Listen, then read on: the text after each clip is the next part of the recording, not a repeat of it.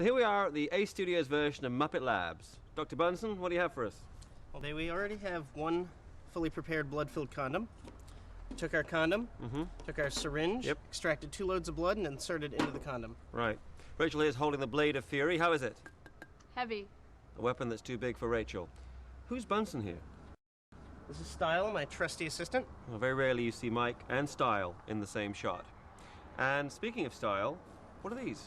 Well, this is going to keep me clean today, Bay. Normally, as you know, if we were shooting a real film, the actor would get thoroughly bloodied, but I want to go home clean today. Another form of protection. Mike, go for your life.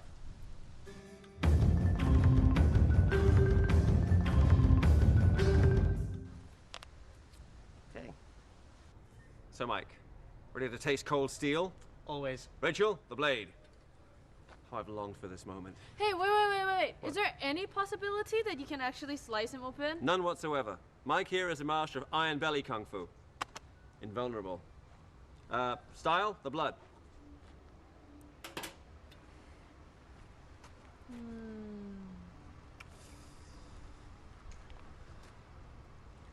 prepared. Call it. Okay. 1, 2, 3. Ah! What?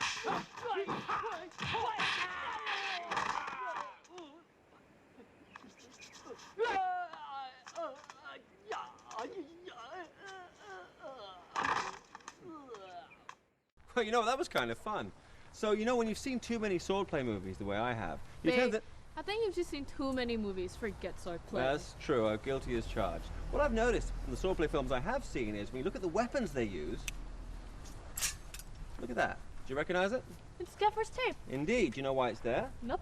Well, in the old days, when they first made Kung Fu films in Hong Kong, they would actually have people's hands sweaty in the humidity of a Hong Kong summer. The blades would fly out and injure people. So they just went to the electrical department, got some gaffer's tape, and wrapped it around the hilt. Even though the movies were set back in the Ming and Qing dynasties? And nobody ever noticed, apart that is from film geeks like myself. Hey, speaking of swordplay films, yes. Do you think I could be a swordplay heroine? Absolutely. I think every Chinese actress should do at least one wuxia pian. Go for it.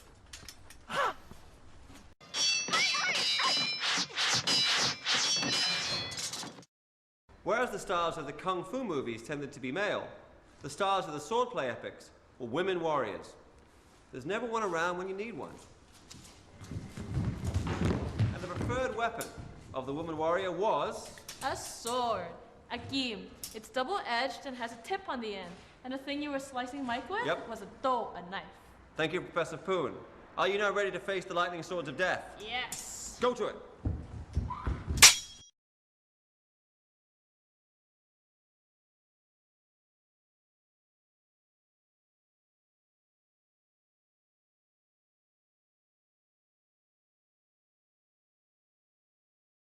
It's on the swordplay dramas that the Hong Kong production designers could really let their imaginations run wild, particularly with these weapons, which are based on actual Chinese Kung Fu implements, but given an extra twist for cinematic value.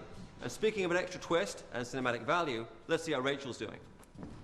Well, Rachel, you really look like a star from a previous era. How you feel? Good. Okay, so, Alan. Hey. How about Mama. Oh. Welcome. Anyway, how is this different from what you were doing earlier, that kicking and punching? Well, everything has to be right and somehow graceful as well, so it actually feels more balletic. That's so interesting, because actually some of the stars of this genre, like Cheng Pei and Michelle Yeoh, they didn't really come from a Kung Fu background. They were actually ballet dancers. Just like Jean-Claude Van Damme. That's actually true, as it happens. Anyway, are you ready to show your stuff? Yep. Ladies and gentlemen, Crouching Rachel, Hidden Poon. Oh!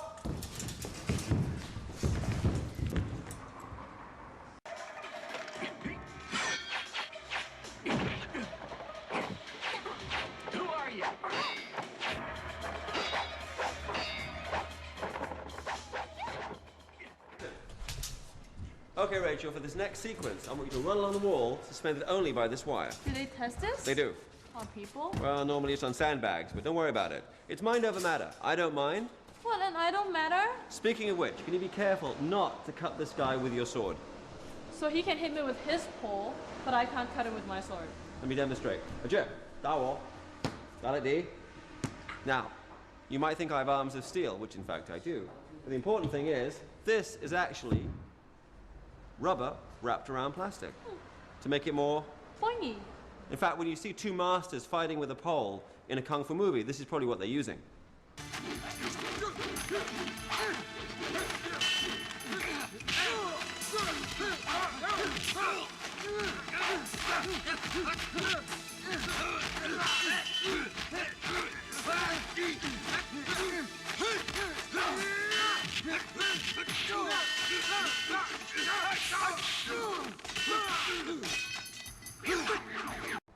Would you like one to take home later? Sure. We shall arrange that.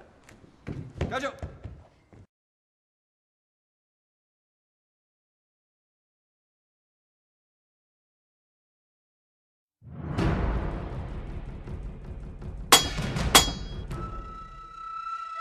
So Rachel, congratulations. You've joined the long line of swordplay, kung fu, Chinese heroines. How do you feel? I feel good. So what do you think the future holds for the Kung Fu cinema? Well, I think these movies are kind of like the American Western or science fiction films. They're a genre that's always going to be made, as long as we have new stories, new ideas, and new stars to make them with. Like me? Yes. Oh, come on. I'm cute, I'm pretty, I can do Right. action now, I'm cheap. Cheap. Ah, yes, I hadn't thought about that. Cheap. It's always a good thing for a newcomer.